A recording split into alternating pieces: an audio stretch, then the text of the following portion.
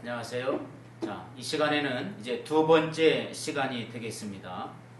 가나안 땅에 나타난 하나님 나라 운동 두 번째 강의가 아브라함과 가나안 땅에 대한 언약에 대해서 공부하겠습니다. 우리는 이미 창세기 12장에서 하나님께서 아브라함을 부르셨던 일들을 우리는 지난 시간에 공부했고, 이제 창세기 15장에는 보면 하나님과 아브라함이 가나안 땅에 대한 언약을 맺는 장면이 나옵니다. 아브라함은 아마 이때만 해도 14장에서 있었던 전쟁이 있었지요. 그래서 여러 가지 전쟁 후에 나타난 여러 가지 부작용들이 있었을 겁니다. 그리고 주변 정세가 사실 여러 가지로 염려스러운 일들이 벌어지게 됩니다. 특별히 이런 때 아브라함에게는 정말 큰 문제가 하나가 있었는데, 아브라함의 축복과 하나님의 언약을 이어갈 후사가 아직 그때까지 없었던 겁니다. 그래서 하나님께서 아들에 대한 약속을 이미 이 가나안 땅에 올 때 하셨지만은 아직 이렇다 할 후손을 아직 얻지 못한 겁니다. 그래서 그런 부분에 대해서 염려하지 않을 수가 없었던 거지요. 그래서 그의 가문을 이끌어갈 후사를 자기를 통해서 생각을 했지만, 자기도 이제 나이가 많이 먹고, 그래서 아브라함은 자기의 종 엘리에셀을 통해서 자신의 후사를 선정해 놓은 상태였습니다. 이때 이제 하나님께서 오늘 창세기 15장에 나타납니다. 그리고 나서 하나님께서 바로 이같이 염려와 두려움에 있었던 아브라함에 대해서 이제 이런 후사와 땅에 대한 약속을 말씀해 주시면서 아브라함이 선정한 엘리에셀은 후사가 아니라고 합니다. 반드시 너의 자녀가 후사가 될 것이라고 하는 말씀을 하신 내용이 바로 4절에 있는 내용입니다. 그리고 그는 그 말씀을 증거를 삼기 위해서 하나님께서 아브라함에게 밖으로 끌고 나갑니다. 그리고 하늘의 별들을 보면서 너의 자손이 이와 같이 많게 될 것이다. 그리고 바닷가의 모래를 보여주시면서 너의 후손이 바로 이와 같이 많아질 것이라는 하나님의 약속을 말씀을 해주고 있습니다. 그러면서 7절에 또 그에게 이르시되 나는 이 땅을 내게 주어 소유를 삼게 하려고, 이 땅을 바로 너의 것으로 내가 삼게 하려고 너를 갈대아 인의 우르에서 내가 이끌어낸 여호와다. 아브라함이 이 같은 하나님의 말씀을 믿으면서도 한편에서는 하나님 나에게 더 확실한 증거를 좀 보여주십시오, 이것을 요구하는데 8절에 보면 이런 말이 나오죠. 그가 이르되 주 여호와께서 내가 이 땅을 소유로 받을 것을 무엇으로 알리까?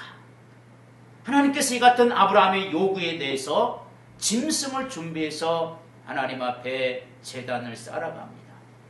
그래서 이 짐승을 준비해서 하나님께 제단을 쌓아서 이 짐승을 중심으로 가나안 땅에 대한 확실한 언약을 맺게 하는데, 이 언약의 내용이 성경을 푸는 열쇠 중에 두 번째 열쇠가 되는 겁니다. 우리는 이미 성경을 푸는 열쇠 세 가지를 이미 들었습니다. 첫 번째 열쇠는 창세기 3장 15절에 있는 열쇠. 그리고 두 번째 열쇠는 바로 오늘 아브라함과 하나님과의 가나안 땅에 대한 언약을 맺게 하는 바로 이 두 번째 8가지 언약에 대한 약속이 바로 성경의 두 번째 열쇠고요. 그리고 세 번째 열쇠는 바로 다윗과 맺은 언약이 되는 겁니다. 그래서 이 시간에는 하나님께서 성경의 두 번째 열쇠를 풀 수 있는 바로 하나님과 아브라함과의 가나안 땅에 대한 언약, 이 내용을 이 시간에 우리가 생각해 보겠습니다. 먼저 바로 이 가나안 땅의 언약은 창세기 15장 있는 내용의 중심으로 나오는데, 13절로부터 16절에 있는 말씀이 바로 이것이 바로 성경의 두 번째 열쇠요, 이것이 바로 하나님과 가나안 땅에 대한 언약을 말씀해 주는 내용입니다.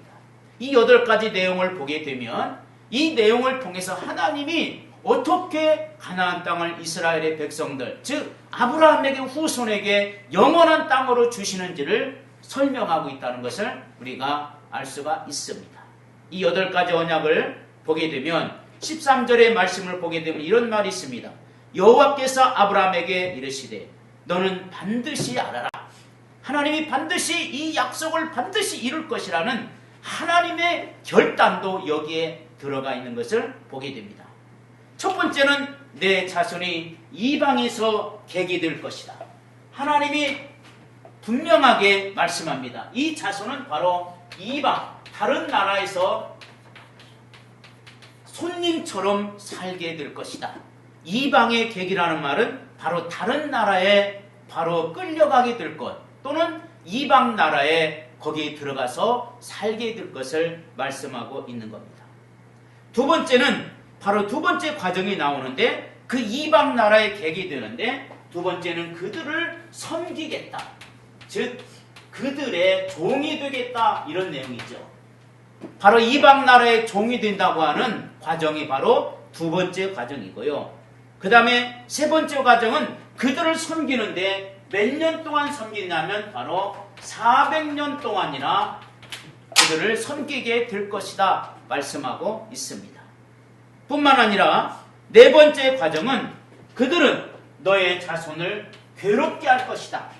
이방을 통해서 이스라엘의 백성들이, 아브라함의 후손들이 바로 괴로움을 당하게 될 것이며, 이들에게 바로 큰 학대와 시험과 고난을 당하게 될 것을 말씀하고 있습니다. 그 다음에 다섯 번째 과정은 바로 14절에 나옵니다. 그들이 섬기는 나라를 내가 징치할 것이다. 바로 섬기는 나라를 하나님께서 반드시 하나님이 징계를 하게 될 것이다. 이렇게 말씀하고 있습니다. 뿐만 아니라 여섯 번째 과정은 너희들은 그 속에서 하나님의 은혜로 큰 재물을 가지고 이 땅에 다시 아브라함이 살던 첫 번째 하나님이 약속해 주시고 불렀던 이 가나안 땅에 들어오게 될 것이라고 하는 말씀인데, 비록 종으로 이들에게 여러 가지로 고난과 괴롭힘과 학대를 당하지만 나올 때는 큰 재물을 가지고 나오게 될 것이라고 하는 내용이 바로 여섯 번째 과정이라고 말합니다. 그리고 일곱 번째 과정은요, 15절에 나옵니다. 너는 장수하다가 평안히 조상에게로 돌아가고 장사할 것이다. 바로 아브라함은 결국은 죽음을 맞이한다는 거죠. 그래서 하나님은 한 사람의 역사는 영원한 역사를 이 땅에서 살게 하지 않고 하나님이 정한 기간 안에, 그리고 정한 때가 되면은 사명이 끝나고 하나님이 불러가는 거죠. 바로 아브라함도 똑같은 이러한 과정을 겪게 될 것이라고 하는 그런 말씀입니다.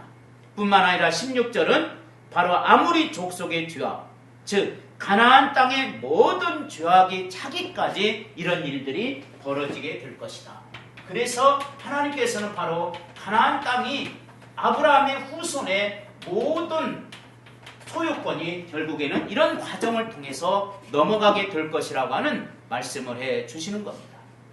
그러면 우리가 8가지 과정을 보게 되면 우리는 너무나 감사하게도 지금 우리 시대는 이 아브라함에게 주신 8가지 과정이 이미 이루어진 시대를 우리가 지금 살고 있습니다. 우리는 아브라함의 이후 시대 사람이기 때문에 이 역사가 과연 어떻게 이루어졌는지 성경은 우리에게 분명하게 말씀해 주고 있는 것을 볼 수가 있습니다. 먼저 바로 이방의 객이 되리라. 이거는 바로 아브라함의 후손 야곱이 바로 이방, 당시의 애굽이죠. 애굽의 나라로 올라갔던 일들이 있었습니다. 하나님께서 미리 요셉을 보내시고 그 요셉이 애굽에서 잘되게 하셨죠. 애굽의 총리가 되게 하셨습니다. 그리고 나서 하나님께서 바로 이 기근을 당하고 있는 야곱과 그의 자녀들, 후손들을 애굽으로 부른 역사가 일어나게 된데, 그것이 바로 창세기 46장입니다. 창세기 46장에 보면 26절과 27절에 바로 이 첫 번째 과정이 이루어진 것을 볼 수가 있습니다. 뿐만 아닙니다. 하나님께서는 또 두 번째 과정을 또 하나님이 이루어 주신 것을 우리에게 보여주고 있는데요. 바로 출애굽기 1장이 바로 두 번째 과정. 이들은 엄청난 고통을 당하는 과정이 나옵니다. 그래서 이때 당시 왕이 바로 왕이었는데, 바로왕이 오히려 이스라엘의 백성들에게는 아주 큰 시험을 줍니다. 어린아이가 태어납니다. 산의 아이가 태어나면 전부 다 죽이라는 겁니다. 산파들이 말하죠. 유대인의 이 여인들은 얼마나 건강한지 우리가 가서 아이를 이렇게 꺼내오려고 할 때 벌써 다 나버렸다고. 이렇게 해가지고 하나님의 산파들에게도 지혜를 주셔서 그 어려운 일들을 모면하게 되는 일들도 벌어지게 될 정도로 이스라엘의 후손들은 큰 이렇게 환난과 핍박과 이 곤란을 당하게 되는 일들이 벌어지게 됩니다. 그래서 이스라엘 백성들이 종처럼 노예처럼 완전히 그렇게 지금 애굽을 섬기는 모습이 출애굽기 1장에 나옵니다. 뿐만 아닙니다. 바로 이 기간은 바로 이 이방에 가서 400년 동안이라고 하는 그 기간을 이제 같이 가야 되는데, 바로 이 400년 기간은 바로 오늘 13절에 있는 말씀뿐만 아니라 출애굽기 12장 40절에는 바로 출애굽기 12장 40절에는 바로 430년이라고 하는 기간이 나옵니다. 오늘 여기 앞에는 400년이라고 그랬는데 출애굽기 12장 40절에는 430년 정확한 연수를 계산해 놓고 기록해 놓은 것을 볼 수가 있는데요. 바로 이 400년이라는 이 창세기 15장 23절에 있는 바로 이 400년이라는 것은 바로 예언적인 숫자고요. 실제로 이루어진 기간 숫자는 바로 430년이라고 한다는 것을 우리가 기억할 수가 있게 됩니다. 뿐만 아닙니다. 그리고 네 번째 과정, 바로 이스라엘 백성들이 고통의 시간들을 겪게 되는 과정들이 나오는데 출애굽기 2장 23절에서 24절에 있는 말씀입니다. 이스라엘의 백성들이 눈물과 그리고 고난과 시험의 과정들이 나옵니다. 바로왕이 이스라엘 백성들에게 아주 특별하게 더 큰 고통을 주고 괴롭게 하는 이런 일들이 벌어지게 되는 것을 볼 수가 있고요. 그 다음에 징계하겠다는 이 말은 바로 이스라엘의 백성들을 살리기 위해서, 그들을 애굽에서 광야로 이제 옮겨오기 위해서 하나님께서 하신 일이 있죠. 바로 10가지 재앙이 나옵니다. 그래서 하나님이 이 10가지 재앙 속에 하나님의 큰 은혜가 여기서 하나가 나타나는데, 이때 이스라엘의 백성들은 정말 털끝 하나 상하지 아니했고 조금 더 생각하면 하나님의 말씀에 순종한 자는 바로 그 10가지 재앙에서 다 안전에 거했다고 하는 겁니다.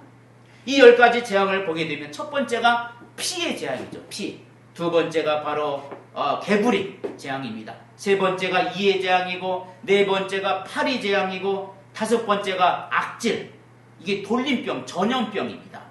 그리고 여섯 번째가 바로 종기인데 독종이라고 합니다.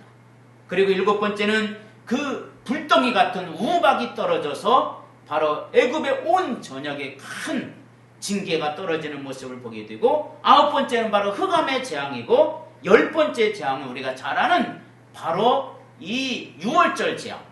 모든 처음 난 자는 다 죽는데 문설주에다 좌우에 있는 문 틈에다가, 그리고 여기다가 피를 바르지 아니한 자는 다 완전히 그 집안에 죽음이 들어가는 이러한 재앙이 나옵니다. 이것이 뭐냐? 바로 하나님께서 아브라함에게 약속한 다섯 번째 그 과정이라고 하는 것을 우리에게 말씀해 주고 있는 겁니다.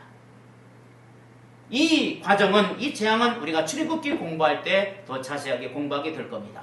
그 다음에 여섯 번째 과정은 뭐냐면 이스라엘 백성들이 큰 재물을 이끌고 나오게 되는 과정인데, 출애굽기 12장 35절에서부터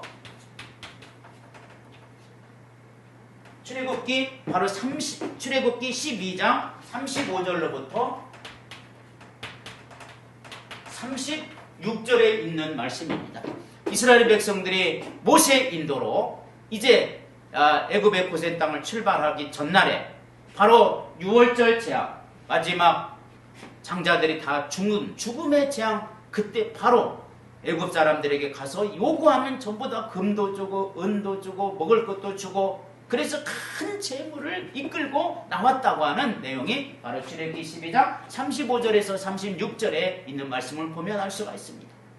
정말 놀라운 하나님의 역사죠. 하나님이 크신 은혜를 주시고 크신 능력을 주시고 크신 은총을 이제 주시는 것도 감사한데, 거기 종처럼 노예처럼 살다가 나온 것은 사실은 하나님이 그동안 430년 동안 이 이스라엘 백성들이 그 땅에서 일한 싹입니다. 품삯이에요. 그래서 하나님이 그 품삯을 이스라엘의 백성들에게 전부 다 갖다 주신 거예요. 그래서 하나님이 이스라엘 백성들이 가서 요구하는 사람, 애굽 사람들이 가서 요구하는 대로 전부 다 물질, 재물 다 얻게 되었는데 이걸 광야로 가지고 나와서 하나님의 성막을 짓는 일에 아름답게 쓴 것이 아니겠습니까? 이처럼 하나님께서는 이 고난과 어려움과 역경을 통해서 큰 재물을 반드시 주실 것이라는 과정이 6번째 과정입니다. 그리고 7번째 과정은 아브라함이 죽는 내용인데 이 아브라함은 창세기 25장 7절에서부터 8절에 보게 되면 바로 아브라함이 죽습니다.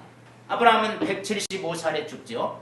아브라함은 75살에 하나님께서 부름받았다고 그랬죠. 그리고 175살에 죽으면서 이 175살에 죽을 때 진짜 하나님께서는 아브라함에게 이제 한 시대의 역사를 다 접어두고 또 하나님의 역사도 끝나는 게 아니라 그 후에 이삭의 역사를 이루어가는 것을 보게 됩니다. 그래서 하나님께서 아브라함의 죽음의 과정은 바로 7번째 과정을 성경은 말하고 있습니다. 그리고 8번째 과정이 바로 레위기 18장 24절입니다. 레위기 18장 24절 이하에 보게 되면 바로 가나안 땅이 결국은 이스라엘 백성들에게 완전히 돌아가게 될 것을 말씀하는 내용입니다. 하나님께서 이스라엘 백성들에게 원래 아브라함에게 주신 땅이기 때문에 그 후에 애굽으로 430년 동안 올라가 있었죠. 이거는 하나님께서 이 백성들을 하나님의 나라의 백성으로서의 훈련과 연단과 때로는 시험과 그리고 어떤 때는 여러 가지로 하나님이 징벌도 주시어서 그 백성으로서 훈련 기간이었기 때문에 그 기간이 다 끝나고 드디어 아브라함에게 첫 번째 주신 가나안 땅으로 그 후손들이 들어오게 된 겁니다. 이처럼 하나님은 놀라운 역사를 우리에게 주셨어요. 아브라함에게는 이러한 역사를 과정을 8가지 과정을 주면서 특별히 하나님께서 오늘 창세기 15장 17절에 보면 하나님이 이 내용을 내가 반드시 이루겠다고 하는 하나님의 사인이 하나가 나옵니다. 이게 뭐냐면 17절에 보면 해가 져서 어두울 때 연기나는 화로가 보이며 타는 횃불이 쪼갠 고기 사이로 지나가니라.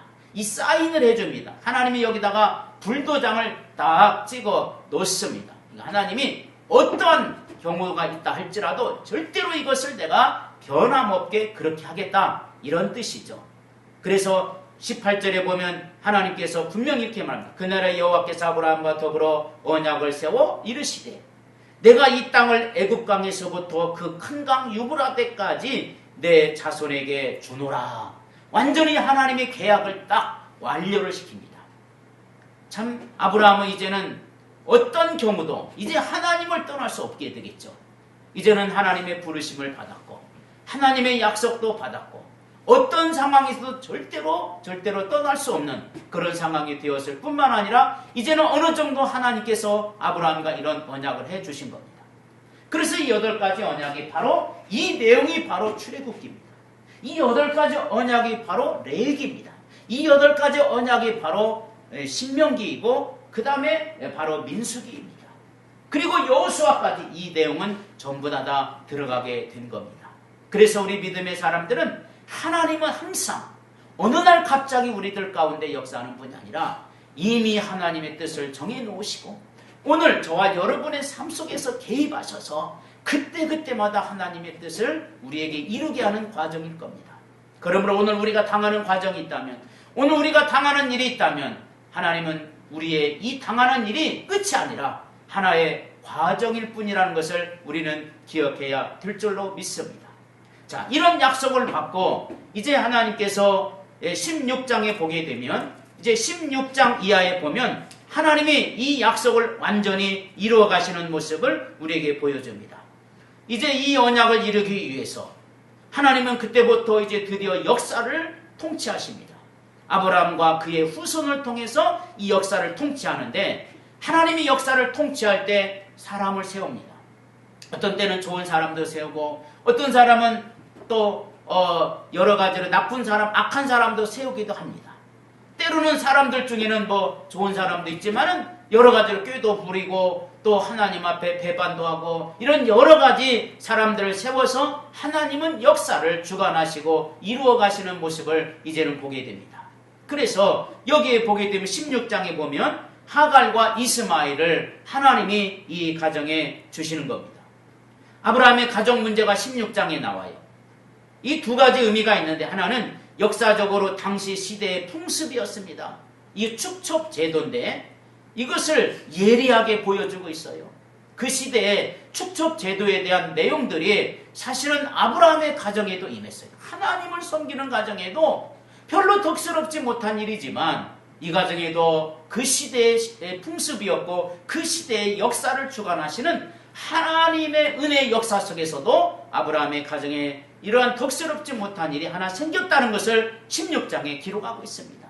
뿐만 아니라 또 하나는 하나님 나라 운동, 즉 구속의 역사적으로 볼 때 하나님의 섭리 속에서는 반드시 축첩이란 인간적인 방법이 개입되게 된 이 아브라함의 가정에 인간적인 방법이 들어가서 언약의 백성이 부딪히게 될 비극적 상황을 미리 암시하고 있다는 것을 우리에게 보여주고 있습니다. 여기에는 아브라함의 여러 가지 연약한 믿음도 있었지만 하나님의 약속을 받고도 그 안에 사라의 불신이 있었지요. 암만 해도 나에게는 자녀가 없는 것 같아. 남편 아브라함이 말합니다. 하나님이 우리에게 별처럼 자손을 주겠다고 그래서 바닷가에 모래알처럼 자손을 준다고 그래서 그 당신을 통해서 줄 거야. 그래도 사례는 그걸 믿지 못하고 불신하게 되지 않았습니까? 나중에 하나님이 저의 천사가 와가지고 자손이 있겠다고 그러니까 웃을 정도로 사례는 특별한 일이 그에 대해서 마음에 별로 관심을 갖지 않았던 겁니다. 왜 그러냐면 그는 이미 여자로서 아이를 낳을 수 있는 환경이 지난 지가 오래된 여인이었습니다. 사라의 불신으로 말미암아 자기 몸종 하갈을 데려다가 바로 아브라함의 씨를 퍼뜨리게 하려고 하는 그런 마음까지도 갖게 된 것을 보게 되면 사라의 불신이 분명히 있었던 것을 우리에게 보여주고 있습니다. 여기에 아브라함도 또 여러 가지 우유부단하죠. 사라의 말을 듣고 그대로 또 행합니다. 이 내용이 16장에 나옵니다.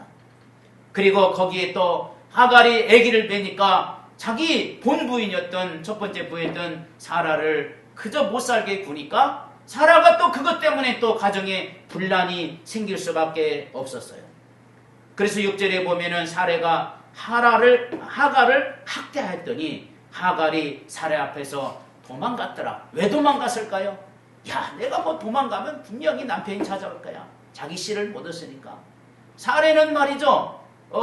자기에게 자녀를 낳지 못하니까 하갈이라도 그냥 핍박을 하게 되는 것을 보게 됩니다. 하갈은 배짱이 생긴 겁니다. 그래, 나 쫓아내면 쫓아내라 하고는 그냥 도망가 버린 겁니다. 도망가 버리니까 어떻게 하겠어요? 하나님이 그래도 이 가정에 그래도 아브라함과 사례를 통해서 그 시대에 하나님의 계획을 이룰 자들인데 그 염려와 근심과 걱정을 불안을 덜게 하기 위해서 하나님이 하갈을 만납니다. 샘 곁에서 하갈을 만나서 너 왜 거기 울고 있느냐? 너의 주인으로 다시 돌아가라. 그래서 하나님이 특별히 여기에 또 개입하시죠. 그래서 이 가정 문제를 하나님이 화목해 하시고 하나님이 해결해 주시는 모습을 보게 됩니다. 그래서 16장에 보면 이미 12장 그리고 15장에 나와 있는 하나님의 약속의 구절이 전혀 나오지 않습니다. 왜냐하면 가정 문제가 생기면 하나님의 은혜의 역사도 우리가 굉장히 희박하다는 것을 우리가 꼭 기억하셔야 됩니다. 그래서 16장에 보면 16절에 이렇게 16장을 마치고 있어요. 하갈이 아브라함에게 이스마엘을 낳았을 때 아브라함이 86세였더라. 그래서 이 말씀을 바로 아브라함에게 하나님께서 어쨌든 아들을 낳았는데 말이죠. 바울은 이 아들을 낳은 얘기를 신약성경에서는 사도 바울은 이 부분을 이렇게 설명하고 있는데 갈라디아서 4장 23절에 보면 이렇게 쓰고 있습니다. 여종에게는 육체를 따라 낳고 그 다음에 자유있는 여자에게는 약속으로 말미암았느니라. 즉 육체를 따라 난 자다. 사도 바울 목사님은 바로 아브라함의 후손 중에 이스마엘은 바로 약속을 따라 난 자가 아니라 육체를 따라 난 자다 이렇게 말했는데 바로 이때 아브라함의 나이가 86세에 낳았다고 하는 겁니다. 75세에 하나님의 약속을 딱 받았는데 11년 동안 애가 없으니까 그 정도로 이렇게 인간적인 방법을 동원하게 된 겁니다. 어쨌든 하나님께서는 이 가정 문제도 다 아시고 하나님은 이 아브라함과 가나안 땅에 대한 약속을 영원히 변치 아니하시고 계속해서 그 일을 이루어 가시는 이 역사를 우리에게 보여주겠다는 것, 이걸 우리가 오늘 기억해 주시기를 바랍니다. 예, 감사합니다. 다음 시간에 또 뵙겠습니다.